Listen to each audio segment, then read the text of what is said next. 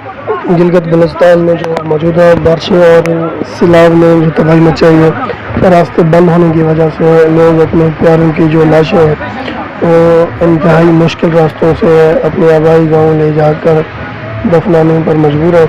और ये जो ज़र गौर वीडियो है, ये बच्ची जो है सैलाब में लापता हो गई थी। इस बच्ची को जो है अपने आबाई गाँव में ले जाया जा रहा है जनाजे के लिए। इंतहाई मुश्किल रास्तों से गुजरना अल्लाह ताला